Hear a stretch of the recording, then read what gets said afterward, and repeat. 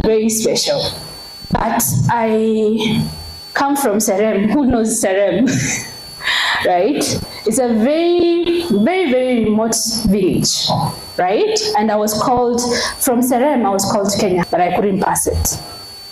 By the time I got to Form 2, everybody had given up on me.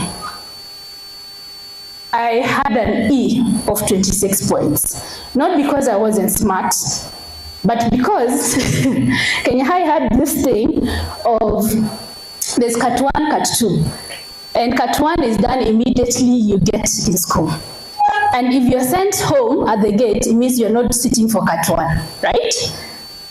The same happens after midterm. If you're sent home at the gate, you're not doing Rat 1. And then they'll take all the exams that you did and divide by the number of exams that you sat for. So if you sat for one exam out of 5, they will take, if you got 70% in one exam, they will take 70% divided by 5. And everybody, I had given up. I was done. I remember at one point somebody suggested that I should drop out of school and go and work for my auntie in Mombasa. Remember, you've been called to Kenya High, but there's nothing you can do. And it's true that I don't know what happened, but there's just one matron who really loved me. She was like 85 years old. She really, really loved me for no reason, right? For an interview. How do you go and interview for a scholarship with an E of 26 points? How do you even start explaining that? And the matron vouched for me. I never sat for that interview. I got an automatic entry. So it's by God's grace that I'm here, right? So I had 2 years, and I'm just walking you through my journey. I had 2 years to recover, to come from all the way from an E and get a grade that would take me to university. And by the end of Form 4, I graduated with 76 points, which is an A-. So I know if were it not to be for this, issues of school fees and everything, right, I would have gotten an A. It was an easy A. But when I see the girls here, I feel so touched, because what if I dropped out of school? None of you would be here, right? What if somebody gave up on me? What if that matron gave up on me, right? So I'm really, really grateful. Haya, hata tuende ila Kikisi. Huyu ni msanii tu wa Nairobi anaimba Kikisi. So hizi ndo zenyewe za Kikisi. Wewe hapo katikati. Hiyo unadance kama Kiluya tu. Haya.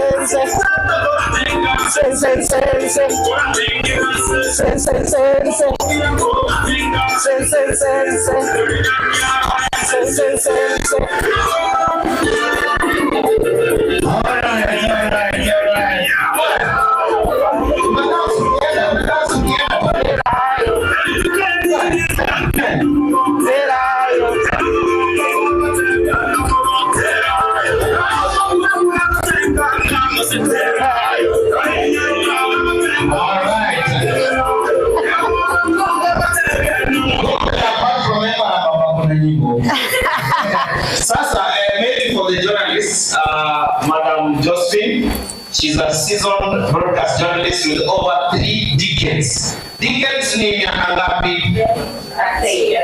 Decades decades? 30? A decade is how many years? 10. So 3 decades is? She previously worked as a chief producer television with the public broadcaster. Of course, that is KBC. Hakuna ingine. Baba na mama and 3 boys. But I want to thank God that my father, God, I know there are situations and the matter that we have been able to come out of that cocoon, and that some of the girls here will be able to live their lives and go to the highest level that they can go. When you have girls in school, you have better people, better citizens. That way they have a vision for the family. You know, a mother thinks about the family. For the fathers who are here, I'm not saying you are not good people, but you know, a mother will think about watoto watakula nini. But you know, a man will unaweza ingia kwa hoteli ukule. If I enter a hotel and start eating, I'll say, nimekuja kula kuku hapa na kwangu watoto wanakula nini? Sukuma. So mama mnafikirianga hivyo? Tell me if there is any man who thinks like that. Anyway, that is on a light note. So what Cynthia is doing with Life Lifters is something that is really empowering, and she has given us her story. It helps increase women's awareness of their bodies. You know, girls are disadvantaged because they face more challenges. As a woman, you face more challenges than, let me say, if it's a boy child and a girl child. If it's a girl child, you face more challenges because of abuse, probably. And if you are abused, you are likely to go home with more repercussions because, one, you may come out with a pregnancy. Will a boy get pregnant? No. You are likely to get an STD, you know, early childhood, confronted by cultural and social norms, which are very mean to women. You know about FGM, you know about what society thinks. Like, again, I take the example of what my mother said. Once a girl gets to 14, once you go through that process of circumcision or FGM, you are now ready for marriage, surely. At 14, your body is not even developed to be a woman. And this happens to our girls. But we thank God that the few that we are able to lift will make the lives of others better and will be more empowered. I just want to thank all of you for being here, and to laud Cynthia for the work that she's doing. And for me, Cynthia is our Malala. Who knows Malala? Who knows our Malala here? Who is Malala? Anybody know Malala? Mnajua Malala yupi? Senator. There is a young girl, Google huyo Malala hapa wamwone. When I read Cynthia's story, she started Life Lifters when she was only 19 years. And her story to me is not different from that one of Malala. Malala won on the society. Women are more disadvantaged, you know. Yeah, Malala. Yeah.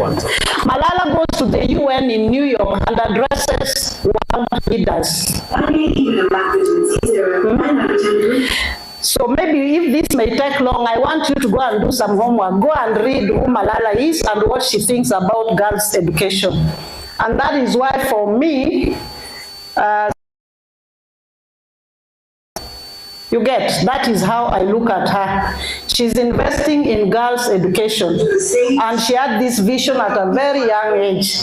Yeah? And what she needs is support, okay? You can support somebody, but then they may not perform, right? But you have proved to be among the top. Go on like that. We wish you well. We pray that we will get a push.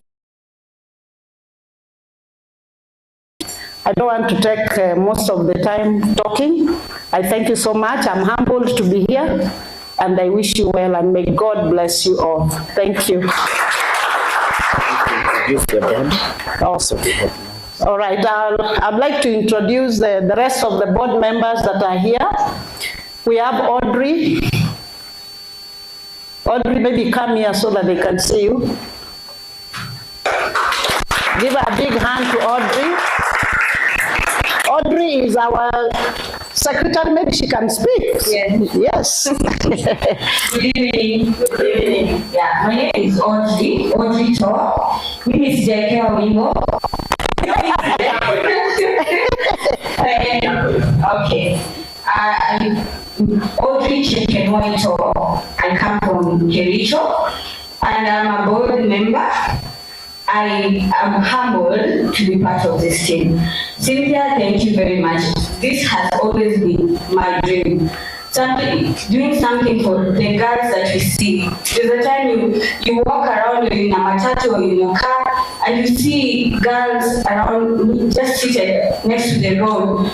I really feel sad. And I used to pray that if I could be given an opportunity to just help, to do something. And that's where Cynthia came along. And I'm grateful to her. I'm grateful to be near or in the presence of Josephine. She is, you know that person you look up to? This is Josephine for us. So I thank you for being, thank you for introducing me. I'm the one who's supposed to introduce you. It's okay. That's the way around. But thank you for bringing me here. Thank you, Cynthia. Thank you for this opportunity. Yeah. Thank you so much, Audrey. Give Audrey a big hand. The other board members who are not here, there is Penina, our finance person. And then we have Alafia. Alafia is in the US, very, very supportive. She was not able to join us, but I know she has sent a word of encouragement to send us good tidings and said we say hello to the girls, we say hello to the parents and all of you.